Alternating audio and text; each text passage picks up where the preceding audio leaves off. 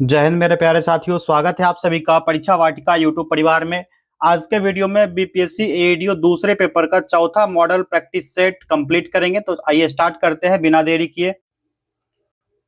आप लोग चैनल को सब्सक्राइब करके बेल आइकन को प्रेस कर लीजिए ताकि सभी नोटिफिकेशन आप तक जल्द से जल्द पहुंच सके।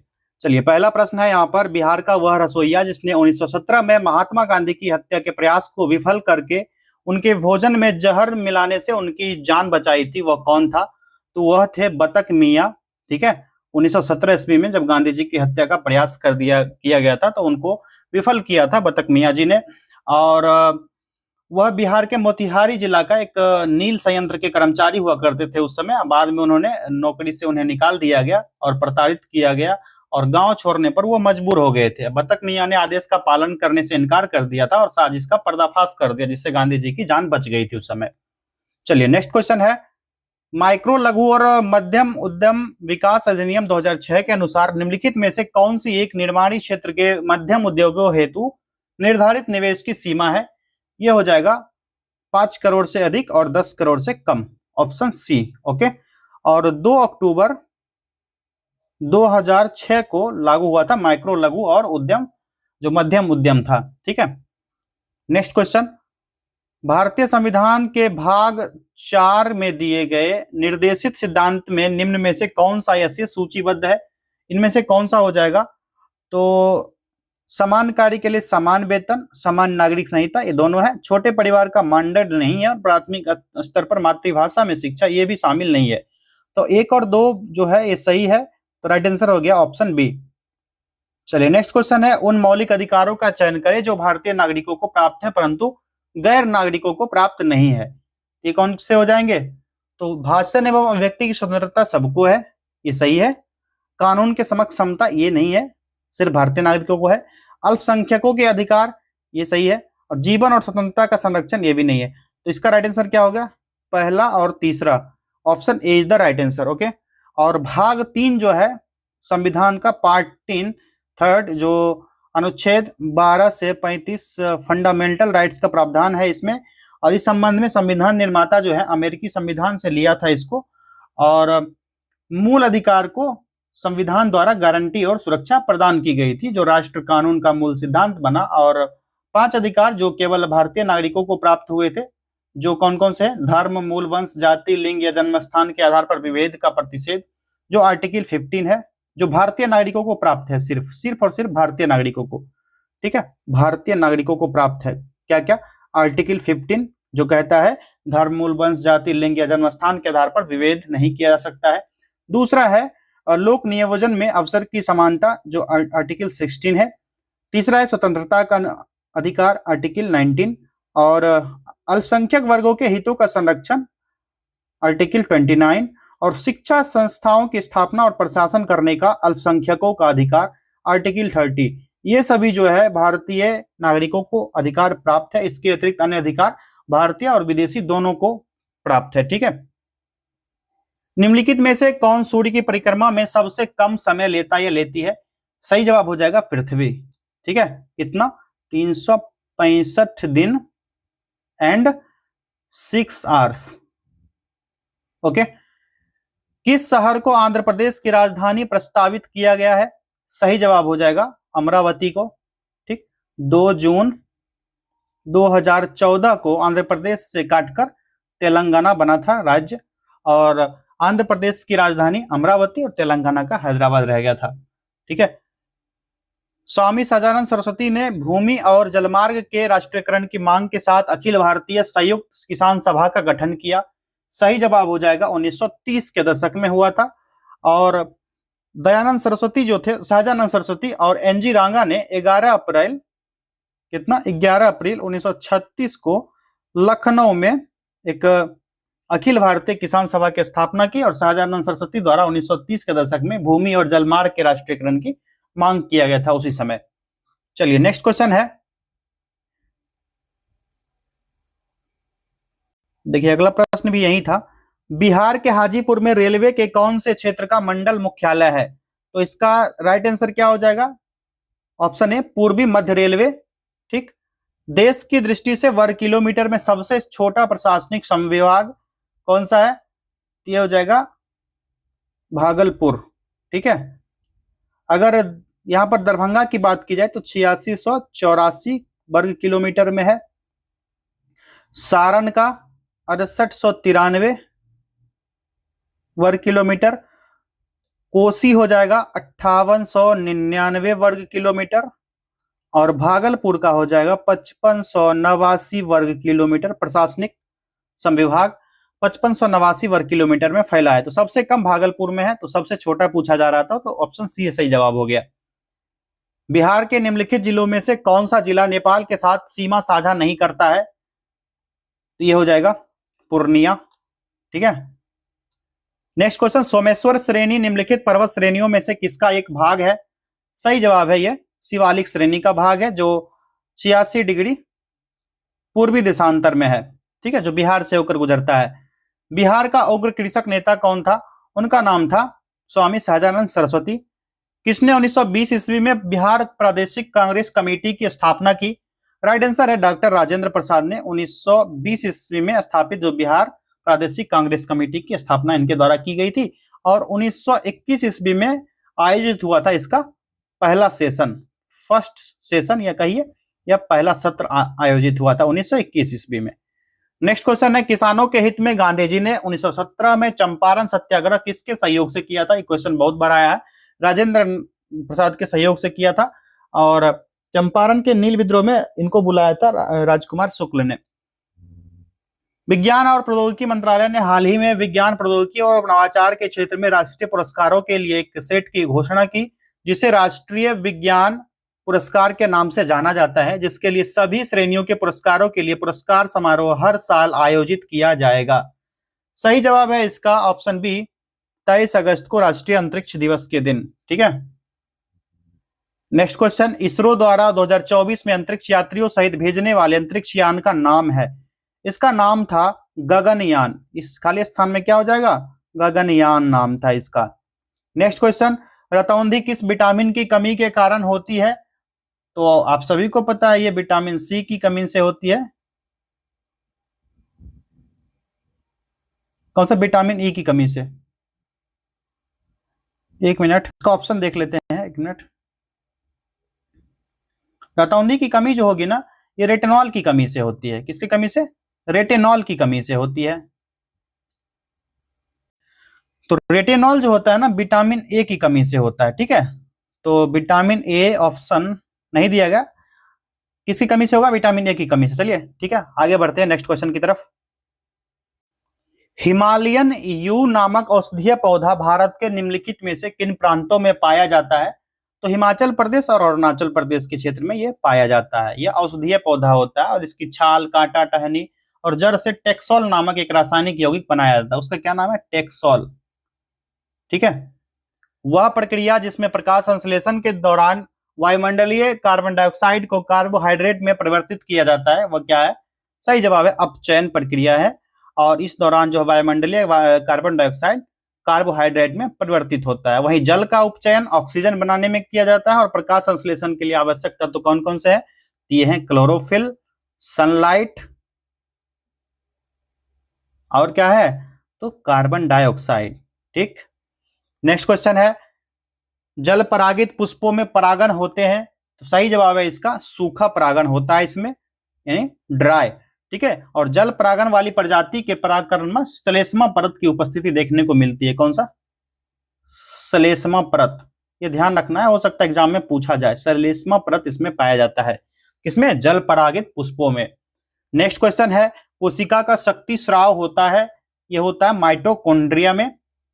नेक्स्ट क्वेश्चन, निम्नलिखित में से इंटरफेरॉन का संबंध किससे है? राइट आंसर है वायरस से संबंधित है। और संक्रमित कोशिकाओं द्वारा उत्पादित वह प्रोटीन जो अन्य स्वस्थ कोशिकाओं का वायरस से सुरक्षा करता है, वह इंटरफेरॉन कहलाता है। क्लियर है? अगला प्रश्न, निम्न में से कौन सा कोशिका घटक कोशिका में दाखिल होने वाले जीवाणुओं को नष्ट करता है? सही जवाब है इसका लाइसोसोम, ठीक। ट्यूबलाइटों तथा प्रखनलियों में प्रयोग किया जाने वाला ग्लास किससे बनता है?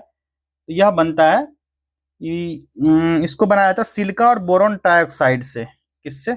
Silica plus boron trioxide. Silica plus boron try oxide से बनाया जाता है इसको, ठीक है। तो यहाँ पर बोरोन ट्राइऑक्साइड नहीं दिया गया था, तो आंसर हो जाएगा कोई नहीं, उपर्युक्त में से कोई नहीं। अगर ये रहता तो ऑप्शन ए इसका राइट आंसर हो जाता। चलिए अगला प्रश्न है, निम्नलिखित में से कौन सी गैस चूने के पानी को दूधिया बना देती है? तो ये होगा CO2, यानी जब कार्बन डाइऑक्साइड गैस चूने से पानी से होकर गुजरती है, कैसे? कैल्शियम और हाइड्रोजन का 2 मोल और 2 मोल ऑक्सीजन का, तो यह कैल्शियम कार्बोनेट बनता है, इसलिए चूने का पानी दूधिया कलर का हो जाता है। सूखी बर्फ है, तो यह CO2 का ठोस रूप होता है, तो ठोस कार्बन डाइऑक्साइड, ठीक। क्षारीय बेसिक लेड कार्बोनेट का व्यापारिक नाम क्या है? यह हो जाएगा सफेद, यानी व्हाइट लेड, सफेदा जिसको कहते हैं। इसका रासायनिक सूत्र क्या हो जाएगा सफेदा का? तो प्लम्बम हाइड्रोजन ऑक्सीजन 2 मोल और 2 मोल प्लम्बम और CO3, ठीक। PbOH2 इंटू 2PbCO3, ये होता है सफेद व्हाइट लेड का रासायनिक सूत्र, यानी क्षारीय लेड कार्बोनेट। अभिक्रिया किसमें ऑक्सीकरण संख्या घटती है, उसको क्या कहा जाता है? तो उस अभिक्रिया को क्या कहा जाएगा? अपचयन कहा जाता है, ठीक है। अगर एग्जाम्पल ले ले तो मान लीजिए 2 मोल जिंक ऑक्साइड लेते हैं, ठीक, और 2 मोल जिंक ऑक्साइड इससे तोड़ देते हैं इस तरह से, ठीक। ये अपचयन क्रिया होगा। चलिए अगला प्रश्न है, पेंसिल लेड बनाने के लिए किस पदार्थ का प्रयोग किया जाता है? ग्रेफाइट, बचपन से पढ़ते आ रहे हैं। नेक्स्ट क्वेश्चन, निम्नलिखित में से कौन सा एक रेडियोधर्मी तत्व द्वारा उत्सर्जित धनात्मक रूप से आवेशित कण है? सही जवाब हो जाएगा अल्फा कण, किरण। गॉड पार्टिकल क्या है? तो वर्ष 2012 में सर्न यूरोप का एक प्रयोगशाला था जिसमें बहुपरिचारित जो गॉड कण है इसका खोज किया गया था, और इस कण का वैज्ञानिक नाम हिग्स बोसॉन है, हिग्स बोसॉन, ठीक है। ये इसका साइंटिफिक नेम है, SN scientific name Higgs boson, इसका गॉड पार्टिकल का। नेक्स्ट क्वेश्चन, वाहनों के साइडों में ट्रैफिक देखने के लिए किस प्रकार के दर्पण का प्रयोग होता है? सही जवाब है इसका ऑप्शन सी, उत्तल दर्पण का। नेक्स्ट क्वेश्चन, 2 कैंडेला का एक समदिक स्रोत जिसका प्रकाश फ्लक्स पैदा करता है वह होता है 8 पाई ल्यूमेन के बराबर। प्रिज्म द्वारा सफेद प्रकाश के प्रक्षेपण में कौन सा रंग अधिकतम विचलित होता है? सही जवाब है बैंगनी रंग, ठीक है। निम्नलिखित में से कौन सा सही सुमेलित नहीं है? तो इसमें जो है ना, वोल्ट मीटर विभवांतर सही है, एमीटर विद्युत धारा की तीव्रता का मापन होता है, ये भी सही है। पोटेंशियोमीटर विद्युत वाहक दल, तो विद्युत वाहक बल दल हो, ठीक। गैल्वेनोमीटर विद्युत प्रतिरोध, धारा की उपस्थिति इसमें मापी जाती है, विद्युत प्रतिरोध नहीं, धारा की उपस्थिति, ठीक है। तो विद्युत प्रतिरोध जो होता है ओम मीटर से मापा जाता है, ये विद्युत प्रतिरोध जो है ना ये ओम मीटर से मापा जाता है, ओम मीटर से, ठीक है। तो इसका सही जवाब क्या हो जाएगा? कौन सा सुमेलित नहीं है? ऑप्शन डी इसका राइट आंसर हो गया, ठीक है। विद्युत शक्ति की इकाई है, सही जवाब हो जाएगा ऑप्शन डी, वाट। निम्न में से किस धातु की विद्युत चालकता सबसे अधिक है? रजत का, जो रजत यानी चांदी, क्या चीज? चांदी, Ag अर्जेंटिनम। सोना का क्या होता है रासायनिक सूत्र? Au, ठीक। लोहा का फेरस, Fe। तांबा का क्या होता है? आप लोग कमेंट कीजिए। नेक्स्ट क्वेश्चन देखते हैं, भारत में किस उद्योग में सर्वाधिक लोग कार्यरत हैं? सही जवाब हो जाएगा कपड़ा उद्योग में। अगला प्रश्न, भारत के आर्थिक सुधार का जनक किसे कहा जाता है? बताइए आप लोग, राइट आंसर ये हो जाएगा मनमोहन सिंह। 1991 ईस्वी में आर्थिक मंदी जो आई थी उस समय ये वित्त मंत्री थे, और PV नरसिम्हा राव की सरकार थी, उन्हीं के सरकार में वित्त मंत्री पद पर थे, और भारत में आर्थिक सुधार की प्रक्रिया प्रारंभ की, जिसके परिणाम स्वरूप उदारीकरण, निजीकरण और वैश्वीकरण की नीति को अपनाया था, ठीक है। LPG ये पढ़े होंगे, लिबरलाइजेशन, प्राइवेटाइजेशन और ग्लोबलाइजेशन का इन्होंने ही प्रतिपादन किया था। अगला प्रश्न देखते हैं, कौन सा आर्थिक अधिसंरचना यानी इकोनॉमिक इंफ्रास्ट्रक्चर में नहीं आता है? ये इनमें से हो जाएगा, शिक्षा और स्वास्थ्य इसमें नहीं आता है। जो आर्थिक अधिसंरचना होता है उसमें क्या क्या आता है? सड़क हो गया एक, दूसरा रेलवे, तीसरा ऊर्जा सेक्टर हो गया, फिर आ जाता है इसमें क्या क्या, परिवहन सेक्टर हो गया, और दूर संचार को शामिल कर लीजिए, दूर संचार हो गया, और शिक्षा स्वास्थ्य सड़क जो है ना सामाजिक अधिसंरचना के अंतर्गत आता है। किसके? सामाजिक अधिसंरचना के अंतर्गत। ठीक है। अगला प्रश्न है, 10वीं योजना की अवधि क्या थी? जो पंचवर्षीय योजना चलाई जाती थी 2002 से 2007 तक ये चलाई गई थी 10वीं पंचवर्षीय योजना, और 12वीं पंचवर्षीय योजना का कार्यकाल 2012 से 17 था। 12वीं की बात की जाए तो 2012 से 17 तक था। उसके बाद नीति आयोग का गठन किया गया। सरकारी थिंक टैंक नीति आयोग के बहुआयामी गरीबी सूचकांक एमपीआई के अनुसार बिहार की आर्थिक आबादी का प्रतिशत है, कितना हो जाएगा? 51.91%। नेक्स्ट क्वेश्चन, वाणिज्य और उद्योग मंत्रालय के अधीन डीपीआईआईटी को स्थापना कब की गई थी? तो इसकी स्थापना हुई थी 1995 ईस्वी में, और यह मूल रूप से 1995 में स्थापित हुआ था, और औद्योगिक विकास के विलय के साथ 2000 ईस्वी में इसका औद्योगिक पुनर्गठन किया गया, और अपने वर्तमान स्वरूप में 27 जनवरी 2019 को आया था। 27 जन 2019 को यह वर्तमान स्वरूप में आ गया। ठीक, इसका पूरा ये कालखंड मैंने बताया आपको। भारत में सरकारी संसाधनों में वृद्धि करने हेतु विभिन्न प्रकार के पूंजी कर लगाने की संस्तुति सिफारिश की थी, किसके द्वारा? तो खुसरो समिति का संबंध था कृषि ऋण से, उनके ही द्वारा किया गया था। और केलकर समिति जो है 2002 का था, और ये जो है ना प्रत्यक्ष और परोक्ष करारोपण में सुधार किया था ये केलकर समिति। तो इसका राइट आंसर जो है ना, केलकर समिति जो संबंधित है 2012 का जो राजकोषीय समेकन हुआ था उसमें भी इसने साथ दिया था। और भगवती समिति जो है बेरोजगारी के अनुमान से संबंधित है, इसके बेरोजगारी से संबंधित है। तो विभिन्न प्रकार के पूंजी कर लगाने की संस्तुति सिफारिश की गई थी, किसके द्वारा?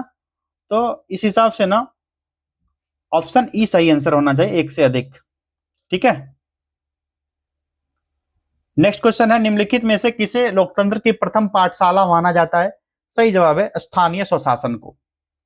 73वां और 74वां संशोधन के माध्यम से जो पंचायती राज और नगर पालिकाओं की स्थापना की गई थी आर्टिकल 40 के तहत। ठीक। अगला प्रश्न है, भारत के केंद्रीय सरकार का पंचायती राज मंत्रालय निम्नलिखित में से किस वर्ष निर्मित हुआ था? सही जवाब है 2004 में। स्थानीय स्वशासन को किस वर्ष संवैधानिक दर्जा प्रदान किया गया? 1992 में।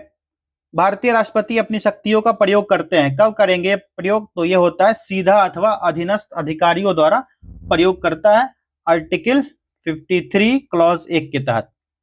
अगला प्रश्न है, एक एमपी की सीट को रिक्त घोषित किया जा सकता है यदि वह सदन से लगातार डैश की अवधि के लिए अनुपस्थित रहता है।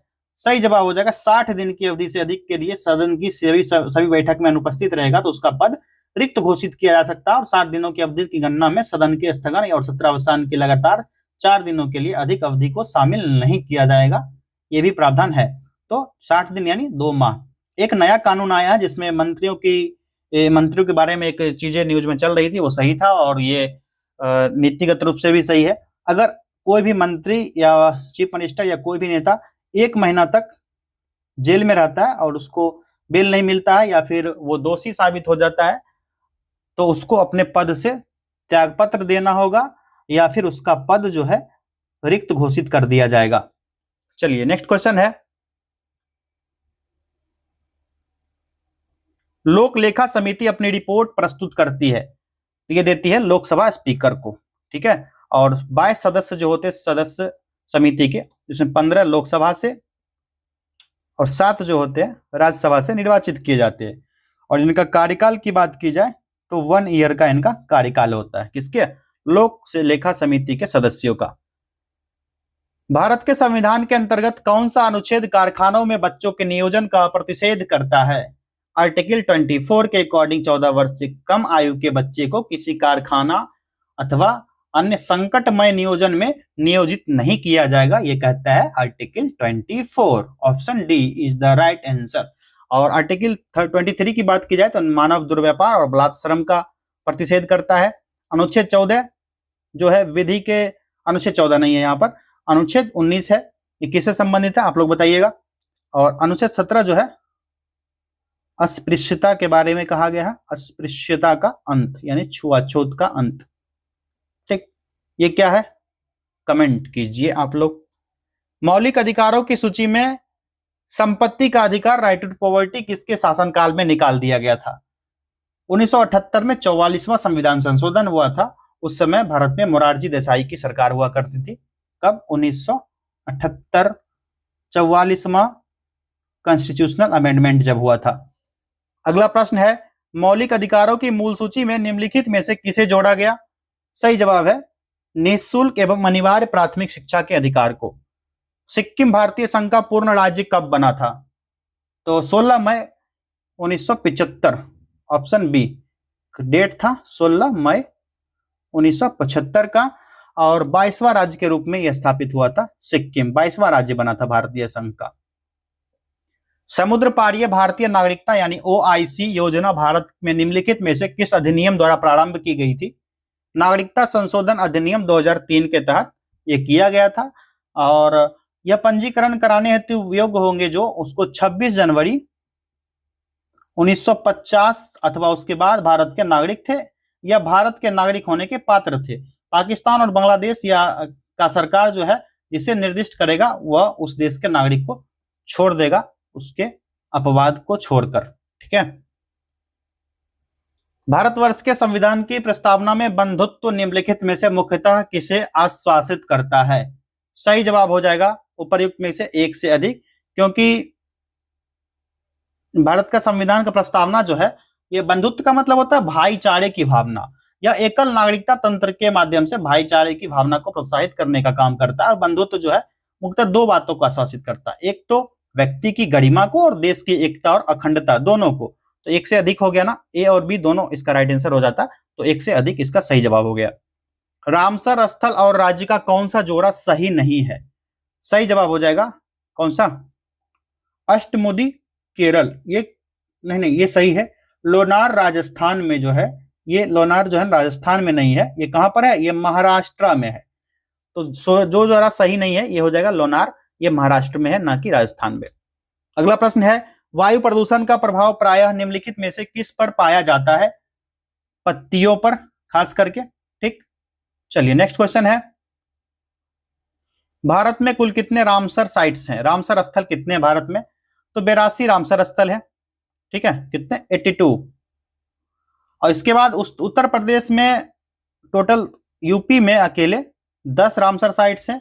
और 1971 ईस्वी में ईरान में रामसर संधि पर हस्ताक्षर किया गया था। ईरान का एक रामसर जगह का नाम है, वहीं पर यह हुआ था, इसलिए उसका रामसर संधि रखा गया। 2 फरवरी को आर्द्रभूमि दिवस यानी रामसर साइट्स डे मनाया जाता। कब? 2 फरवरी को। सबसे अधिक रामसर साइट्स यूपी, कितना? 10। चलिए नेक्स्ट क्वेश्चन देखते हैं, इसको इरेज कर लो। निम्नलिखित में से कौन से शुष्कतारंभी अनुक्रमण में अग्रामी प्रजाति के रूप में कार्य करता या करती है? Lichen. Very easy answer. Bharat में मीथेन का मुख्य स्रोत क्या है? ये हो जाएगा धान का खेत। ठीक है, क्योंकि धान की खेत जो होती है इसमें सबसे ज्यादा मीथेन का सोर्स पाया जाता है। इसके अतिरिक्त बात किया जाए तो मीथेन हो गया तेल, कोयला, गैस का निष्कर्षण प्रसंस्करण की प्रक्रिया के दौरान, और जीवाश्म ईंधन का जब दोहन होता है उसके माध्यम से भी ये जो होता है मीथेन गैस निकलता है। अगला प्रश्न, SO2 प्रदूषण सूचित होता है? सही जवाब है लाइकेन द्वारा। 2011 की जनगणना के अनुसार भारत के सर्वाधिक जनसंख्या वाले राज्यों का सही क्रम है कौन सा? उत्तर प्रदेश, महाराष्ट्र और बिहार। ठीक है, और 5 राज्य की बात की जाए तो हो जाएंगे यूपी, महाराष्ट्र, बिहार, वेस्ट बंगाल और उसके बाद हो जाएगा एक आंध्र प्रदेश। ठीक है, यहां पर 3 दिया था, हो सकता है 5 का क्रम दे दिया जाए तो इस तरह से होगा। ठीक, अगला प्रश्न है, 2011 की जनगणना के अनुसार भारत में सर्वाधिक साक्षरता वाले केंद्र शासित राज्यों का सही क्रम है? इसका राइट आंसर क्या हो जाएगा? ऑप्शन सी, लक्षद्वीप, दमन दीव और चंडीगढ़। ठीक है, और साक्षरता की बात की जाए तो लक्षद्वीप जो है, लक्षद्वीप यहाँ का था 91.8%। सॉरी, ये द्वीप है ना लक्षद्वीप का। ठीक है, और अंडमान निकोबार की बात की जाए तो वहां पर था 87.1%। यहां पर दिया चंडीगढ़, चंडीगढ़ का 86% साक्षरता दर था। ठीक, अगला प्रश्न है 2011 के दशक में भारत की दशकीय जनसंख्या वृद्धि दर रही थी।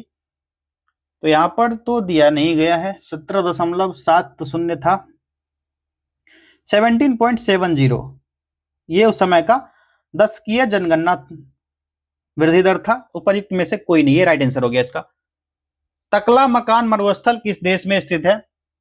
तो ये जो है चीन में है, और दक्षिण में कुनलुन पर्वत जो है, और पश्चिम में पामीर पठार जो है, और उत्तर में तियानसान पर्वत से घिरा हुआ ये क्षेत्र है तकला मकान। कहां पर? चीन में।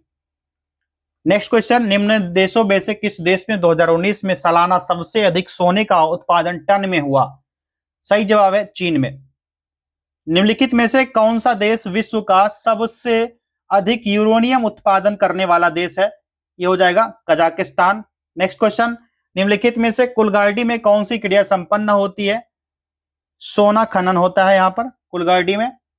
ठीक है, और ऑस्ट्रेलिया में जो खनिज संसाधन की दृष्टि से धनी क्षेत्र होता है, और यह पश्चिमी ऑस्ट्रेलिया और विक्टोरिया में सोने की खान पाई जाती है, ये उसी से संबंधित है, सोने की खान। चलिए अगला प्रश्न देखा जाए। निम्नलिखित में से किस ग्रह का घनत्व सबसे कम है? सबसे कम घनत्व वाला ग्रह हो जाएगा शनि। कितना है? 0.7 ग्राम सेंटीमीटर क्यूब पर सेंटीमीटर क्यूब। ठीक, ब्लू मून का तात्पर्य क्या है? तो जब एक कैलेंडर माह में 2 पूर्णिमा होता है, और 2 पूर्णिमा के चांद को ब्लू मून कहा जाता है। ठीक है, तो सही इसका आंसर क्या हो जाएगा? पूनम का चांद या पूर्णिमा। एक वस्तु का भार पृथ्वी की सतह पर मापने पर 100 न्यूटन आता है, और इसका भार चंद्रमा की सतह पर मापने पर कितना होगा? अनुमान लगाइए कितना होता है? 1/6 होता है। तो क्या होगा? पृथ्वी का भार की सतह मापने पर 100 न्यूटन आता है, चंद्रमा की विकल्प मापने पर क्या होगा? तो कर दीजिए यहां पर 1/6, तो ये हो जाएगा 16.7, 16 छक 96। ठीक, 16.7 न्यूटन होगा। ठीक, कैलकुलेट कर लिए। निम्नलिखित नगरों में से कौन सा नगर तमिलनाडु का मैनचेस्टर कहा जाता है? तो सही जवाब हो जाएगा इसका ऑप्शन ए, कोयम्बटूर को कहा जाता है। और ऐसे ही बहुत सारे शहर है जिसको क्या क्या कहा जाता है, जैसे कि भारत का काटनोपोलिस कहा जाता है मुंबई को, मैनचेस्टर अहमदाबाद को, पूर्व का बोस्टन अहमदाबाद को, पिंक सिटी जयपुर हो गया। इस तरह के प्रश्न आए हैं। आप लोग किरण पब्लिकेशन का इसका जो टेस्ट करवाया गया था उसको जाकर देखिए, 10 टेस्ट उसमें भी कंप्लीट हो चुका है, वो भी टेस्ट देख लीजिए, और ये भी दोनों का फायदा उठाइए आप लोग। कोपेन के जलवायु वर्गीकरण के अनुसार उत्तर बिहार की जलवायु किससे प्रदर्शित की जा सकती है? सही जवाब है CWG से। नेक्स्ट क्वेश्चन, निम्नलिखित में से कौन सी वायुमंडलीय विशेषता भारतीय ग्रीष्म मानसून के प्रदर्शन से संबद्ध है? इसका राइट आंसर क्या होगा? यहाँ पर जो है मानसूनी वर्षा भारत की जलवायु को निर्धारित करता है, और भारतीय ग्रीष्म मानसून के प्रदर्शन में प्रमुख कारण जो होता है उष्णकटिबंधीय जो पूर्वी जेट होता है, उष्णकटिबंधीय पूर्वी जेट स्ट्रीम, और जो भूमध्य रेखीय निम्न वायुदाब अभिसरण रेखा का ग्रीष्म ऋतु में उत्तर की ओर खिसकने को माना जाता है। तो ये यहाँ पर जो है ना कोई भी आंसर सटीक नहीं है, ये ऑप्शन ई सही जवाब जगह, कोई भी नहीं। ठीक, नहीं एक से अधिक हो जाएगा। जेट स्ट्रीम है, खिसकने का काम करता है, और तिब्बती उच्च पठार में और लालिना से संबंधित है। तो ये हो गया एक से अधिक, option E is the right answer. Ganga delta के सदाबहार वन क्षेत्र को क्या कहते हैं? सही जवाब हो जाए ऑप्शन बी, सुंदरवन कहा जाता है। और इस क्षेत्र में सुंदरी वृक्षों की सर्वाधिक संख्या होता है, और इस क्षेत्र को इसलिए सुंदरवन कहा जाता है। और बड़ा मैंग्रोव क्षेत्र भी है सुंदरवन में, मैंग्रोव क्षेत्र है सुंदरवन। चलिए अगला प्रश्न है, म्यांमार के साथ भारत के किन राज्यों की सीमाएं मिलती है? अरुणाचल प्रदेश, नागालैंड, मणिपुर और Mizoram. Option B is the right answer. ठीक, कुल सीमा की लंबाई की बात की जाए भारत और म्यांमार के साथ, तो सीमा की कुल लंबाई हो जाएगी 1643 किलोमीटर। भारत की क्षेत्रीय सीमा तट से कितने समुद्री मील या किलोमीटर तक समुद्र की ओर फैली हुई है? सही जवाब है ये 12 समुद्री मील यानी 21.9 किलोमीटर। चीन और भारत के बीच सीमा रेखा को क्या कहा जाता है? बच्चों वाला प्रश्न है, मैकमोहन रेखा कहा जाता है। जो ब्रिटिश सरकार के विदेश सचिव थे सर हेनरी मैकमोहन, उन्होंने ये रेखा बनाया था और भारत और चीन के बीच एक सीमा का काम करता है। और भारत जो है मैकमोहन रेखा को वास्तविक नियंत्रण रेखा मानता है और जबकि चीन इसे अवैध मानता है और अरुणाचल प्रदेश को दक्षिणी तिब्बत का हिस्सा कहता है। बार बार इसके लिए झड़प भी होता है भारत और चीन के बीच। चलिए अगला प्रश्न देखा जाए। ब्रिटिश काल में भारत में हिंदू विधवा पुनर्विवाह कानून के लिए किसे श्रेय दिया गया है? तो 1856 जुलाई का महीना था। ईश्वरचंद विद्यासागर और अक्षय कुमार दत्ता के प्रयास से हिंदू विधवा पुनर्विवाह अधिनियम 1856 लागू हुआ था। ठीक, 1856 में। तो इसका राइट आंसर क्या हो गया? ईश्वरचंद विद्यासागर। और इनके साथ कौन थे? प्लस अक्षय कुमार। इनके सहयोग से यह कानून लाया गया था।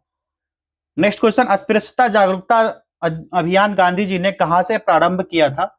सही जवाब हो जाएगा वर्धा से। 1933 में 7 नवंबर 1933 को हरिजन यात्रा, कौन सा? हरिजन यात्रा प्रारंभ किया और पूरे देश की यात्रा किया। 1932 ईस्वी में अखिल भारतीय अस्पृश्यता विरोधी लीग का गठन किया और जनवरी 1933 ईस्वी में हरिजन नामक साप्ताहिक पत्रिका का प्रारंभ भी किया था। ठीक है, हरिजन पत्रिका का गांधी जी ने 1933 में। अमृत बाजार पत्रिका का संपादक संस्थापक कौन था? ये थे शिशिर कुमार घोष। 1868 में दो भाई शिशिर कुमार घोष और मोतीलाल घोष द्वारा अमृत बाजार पत्रिका की शुरुआत की गई थी। अगला प्रश्न, इनमें से किसने अपनी आत्मकथा में लिखा कि गांधीवादी अपने मंत्री स्तरीय और संसदीय कार्य में विचलित नहीं होना चाहते और उस समय किसी भी राष्ट्रीय संघर्ष के विरोध में थे? इसका सही जवाब हो जाएगा, ये जो कथन है किनका है? सुभाष चंद्र बोस ने अपनी आत्मकथा में लिखा है गांधी जी अपने मंत्री स्तरीय और संसदीय कार्य में विचलित नहीं होना चाहते थे। ओके, तो ये हो जाएगा एससी बोस, सुभाष चंद्र बोस।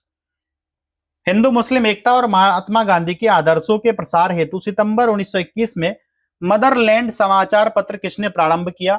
सही जवाब हो जाएगा इसका ऑप्शन बी, मजरुल हक के द्वारा 1921 ईस्वी में। कब? सितंबर 1921 में। निम्नलिखित वर्गों में से किसने 1857 ईस्वी के विद्रोह में भाग नहीं लिया? बार बार मैं बोल रहा हूं, बेबी को बेस पसंद है, बीपीएससी को 1857 की क्रांति पसंद है, क्योंकि यहीं से शुरू होती है राष्ट्रीय आंदोलन की बीज।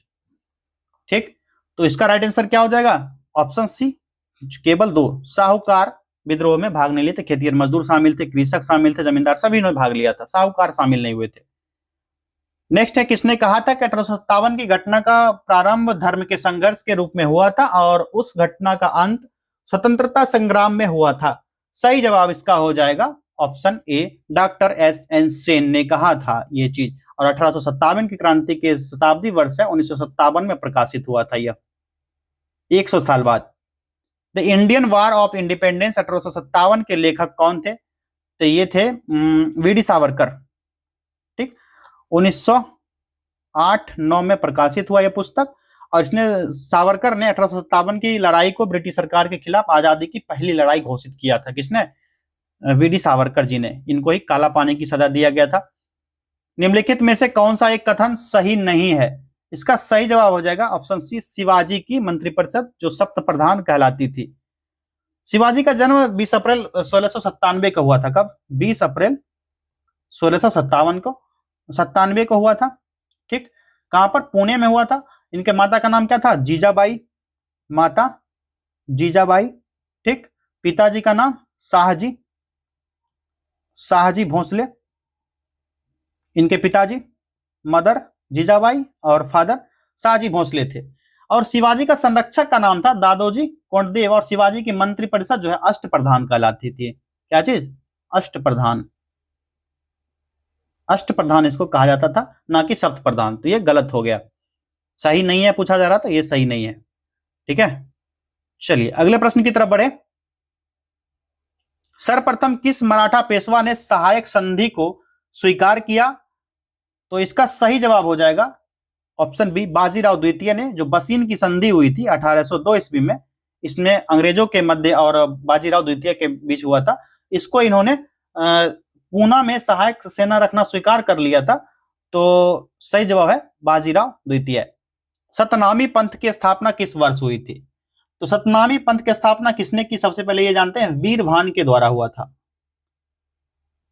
वीरभान नाम था उनका, एक संत थे, नरनौल में 1657 ईस्वी में स्थापना किए थे। ऑप्शन ए सही जवाब हो जाएगा। इसमें सत्य और ईश्वर में विश्वास रखने के कारण वे अपनी आत्मा को सतनामी पुकारते थे, और सतनामी को एकेश्वरवादी संप्रदाय कहा जाता है। जो सतनामी पंथ होते हैं ये एकेश्वरवादी होते हैं, एकेश्वरवादी अपने आप को कहते हैं ये, ठीक। और इसने धर्म का, इनके जो धर्म ग्रंथ है उनको पोथी कहा जाता है। इनके धर्म ग्रंथ है उसका नाम है पोथी, पोथी कहते हैं वो लोग, ठीक है। और सतनामी अपने पूरे शरीर के बालों को मूंड लेते हैं, कोई भी बाल नहीं रहता, इसी कारण उन्हें मुंडिया भी कहा जाता है या मुड़िया कहा जाता है, ठीक है। क्या? मुड़िया, बाल शरीर में कहीं नहीं रहने देंगे, मुड़िया भी कहा जाता है इसी कारण से उनको, ठीक है। चलिए इसको इरेज करके नेक्स्ट क्वेश्चन है, दाग और हुलिया की प्रथा प्रारंभ की गई थी। तो ये अलाउद्दीन खिलजी के शासनकाल में प्रारंभ हुई थी। युद्ध के अवसर पर सैनिक अपने स्थान पर किसी अन्य को नहीं भेज दे, इसकी रोकथाम के लिए अलाउद्दीन ने सैनिकों की हुलिया लिखने की प्रथा प्रारंभ की थी। इसको दीवाने अरीज सैनिकों का हुलिया रखता था। कौन रखता था? दीवान ए अरीज द्वारा इसका ख्याल रखा जाता था, ध्यान रखा जाता था। और इस प्रकार उसने घोड़ों को दागने की प्रथा, घोड़ा को दाग दिया करता था पहचानने के लिए। अलाउद्दीन खिलजी ने बाजार नियंत्रण व्यवस्था को भी लागू किया था, जो कि बहुत ही फेमस है, एग्जाम में पूछा जाने वाला प्रश्न है, बहुत बार एग्जाम में, हर एक एग्जाम में पूछा जाता है, जो कि आधुनिक काल के सार्वजनिक वितरण प्रणाली से साम्यता रखती। जो अभी का सार्वजनिक पीडीएस प्रणाली है वो बाजार नियंत्रण व्यवस्था से मिलता जुलता है। अलाउद्दीन ने उपज का आधा राजस्व के रूप में लेने का दावा किया, और उसके द्वारा अलाई दरवाजा बनवाया गया था, जो भित्ति मेहराब प्रणाली का प्रयोग किया था। किसमें? अलाई दरवाजा में। ये सभी इंपॉर्टेंट फैक्ट्स जो थे अलाउद्दीन खिलजी से संबंधित थे, तो ये प्रथा अलाउद्दीन खिलजी के द्वारा शुरू किया गया था। ऑप्शन बी सही जवाब हो गया। पद्मिनी घटना किस सुल्तान से जुड़ी है? तो यह जो है अलाउद्दीन खिलजी से ही संबंधित है। ऑप्शन ए सही जवाब हो जाएगा। जो राणा रतन सिंह की पत्नी थी, जायसी के पद्मावत के अनुसार अलाउद्दीन जो है चित्तौड़ पर आक्रमण करके रानी पद्मिनी को प्राप्त करना चाहता था, और 12 मासा ग्रंथ की रचना भी मोहम्मद अली जायसी ने किया था। एक पद्मावती मूवी भी देखे होंगे जिसमें बताया था जब वो पद्मावती अपने आप को उन्होंने जौहर कर लिया था, आग को समर्पित कर दिया गया था, सभी वहां पर महिलाओं के द्वारा आग में कूद गई थी। अलाउद्दीन खिलजी के प्रसिद्ध सेनापतियों ने जिसकी मंगोलों के विरुद्ध लड़ते हुए मृत्यु हुई, सही जवाब इसका हो जाएगा ऑप्शन ए जफर खान। जो अलाउद्दीन का सेनापति हुआ करता था, मंगोल के विरुद्ध लड़ता हुआ मारा गया, और अपने समय का श्रेष्ठ और साहसी सेनापति हुआ करता था। जफर खान जो है उसका शौर्य और उसकी सेना के दृढ़ता से मंगोल इतने प्रभावित हुए कि रात को 30 कोस पीछे हट गए थे और वापस चले गए। अलाउद्दीन का आक्रमण के समय, उस समय ना देवगिरी का शासक रामचंद्र देव था। किस नाम था उसका? रामचंद्र देव। ये सभी फैक्ट जो है ना पूछा जाता है, क्योंकि अलाउद्दीन खिलजी का जो टॉपिक है इसमें बहुत सारे प्रश्न बनते हैं। और इसने खुद और मुकद्दम शक्ति को भी प्राप्त कर लिया था। किसने? अलाउद्दीन खिलजी ने खुद प्लस मुकद्दम अपने पास रखा था यह पद। और इसमें ना शक्ति प्राप्त करने के बाद उनकी स्त्रियां मुसलमानों के घर में काम करने लगी, और अलाउद्दीन के काल में खालसा भूमि अधिक पैमाने पर विकसित हुआ करती थी। कौन सा? खालसा भूमि। ध्यान रखिएगा ये सभी फैक्ट्स।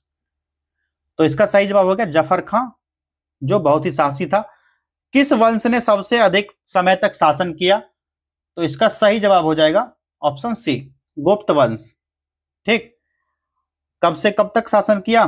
275 से 550 ईस्वी तक शासन किया इसने, ठीक।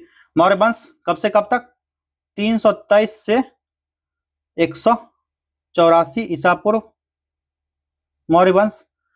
उसके बाद शुंग वंश का कब से कब तक होगा? 184 से 75 ईसा पूर्व शुंग वंश। कुषाण वंश, इसने 1st सेंचुरी में शासन किया था, पहली शताब्दी में। क्लियर है? अगला प्रश्न है, किस काल में अछूत की अवधारणा स्पष्ट रूप से उदित हुई? तो सही जवाब हो जाएगा इसका धर्मशास्त्रों के समय में ये चीजें आया था सामने। और उसके समय में सूत्र काल में 4 वर्ण थे। कौन कौन से? ब्राह्मण, क्षत्रिय, वैश्य और शूद्र। इसके अतिरिक्त समाज में अनेक जातियां हुआ करती थी, जैसे अंबट, उग्र, निषाद जातियां, मागध, वैदेह, कृतकार, ये सभी ना जातियां उस समय इंपॉर्टेंट थी, ठीक है। दो प्रकार के शूद्र का उल्लेख हुआ है, निर्वसित और अनिर्वसित। शूद्र दो प्रकार के, कौन कौन से? निर्वसित